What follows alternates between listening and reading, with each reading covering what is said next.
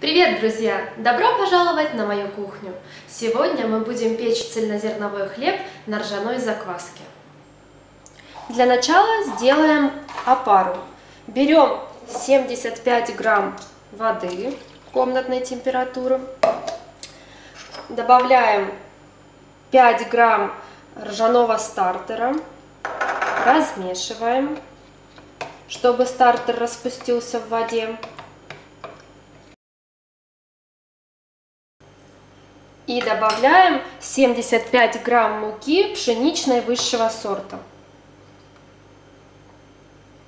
Все это мы перемешиваем и оставляем для брожения на 12-14 часов. Это один вариант, как можно приготовить опару. По второму варианту мы берем вместо 5 грамм ржаного стартера 15 грамм, и тогда у нас опара будет подходить максимум 8-9 часов. И отставляем в теплое место. У меня уже есть созревшая опара. Вот она такая. Она стояла с вечера, уже больше 12 часов. Теперь ее можно смело использовать. Для замеса удобно брать тестомес или кухонную машину.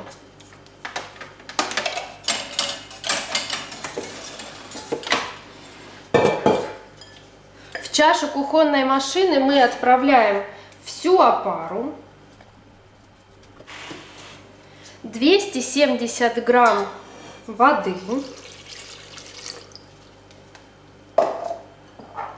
2 грамма дрожжей, совсем маленький кусочек. Это делается для подстраховки, потому что закваска очень капризный такой продукт. Далее добавляем 175 грамм цельнозерновой пшеничной муки, очень полезной. 250 грамм пшеничной белой муки высшего сорта. И 10 грамм соли мелкой.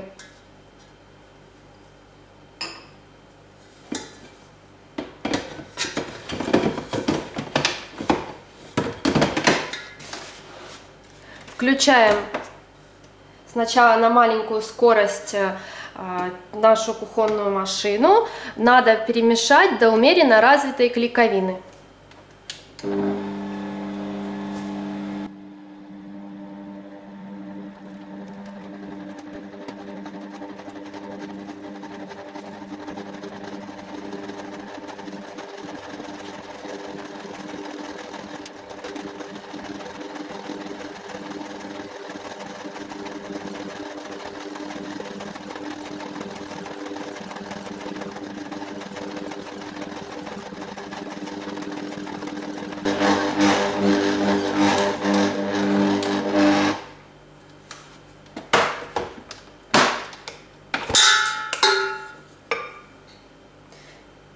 Тесто у нас хорошо перемешалось до умеренно развитой клейковины.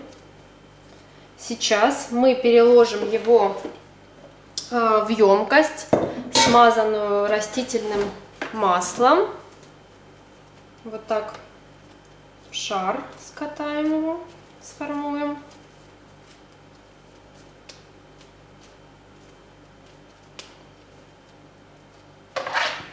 Тесто должно подходить 2,5 часа, и в течение этого времени сделаем обминку 2 раза с интервалом в 40 минут. Через 40 минут мы делаем обминку, складывая тесто конвертом. Разминаем, вот так вот распрямляем и складываем.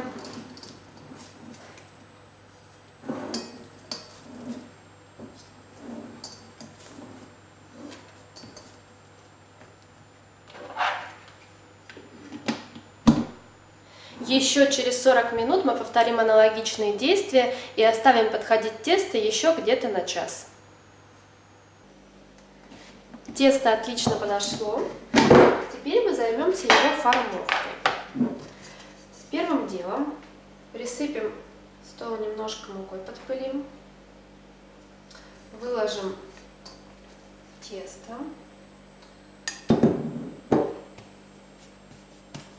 И скатаем в нетугой шар. И еще оставим тесто на 15 минут, чтобы оно отдохнуло.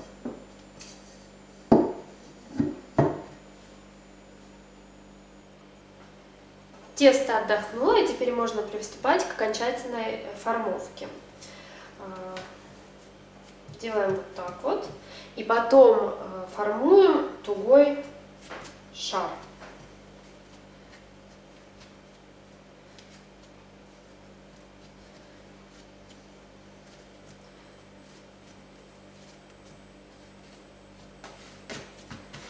Подкатаем.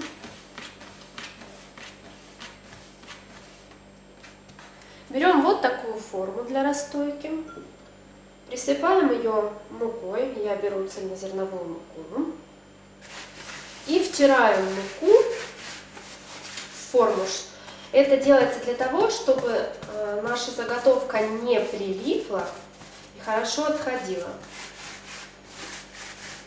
после окончательной расстойки. Форму мы ложим швом вверх.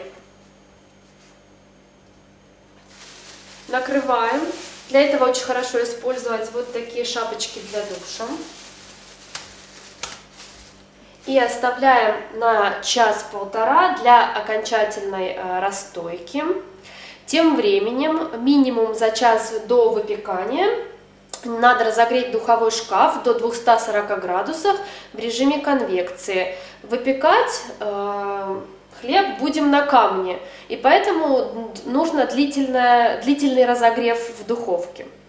Духовка хорошо прогрелась. Мы еще используем вот такую нержавеющую миску как колпак для создания эффекта пара. Тогда нам не придется ставить емкость с водой или брызгать на хлеб из пульверизатора. Такой способ самый действенный и хороший. С ним получается очень хорошая корочка у хлеба. Расстоявшийся хлеб мы перекладываем на доску или лопату для выпечки с пергаментом. Вот так вот. Вот какой красивый он получается, с полосочками. Мы делаем на хлебе надрезы, чтобы хлеб в процессе выпечки не разорвало. И пару было куда выходить. Вот так вот.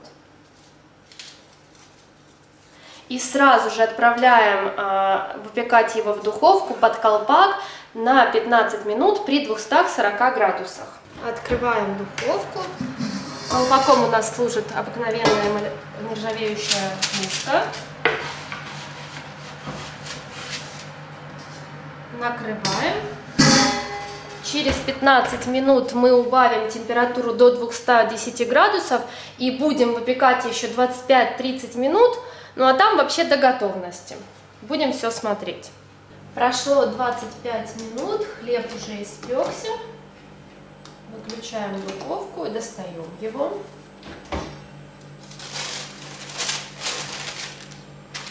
Вот какой он румяный, загорелый, очень ароматный получился.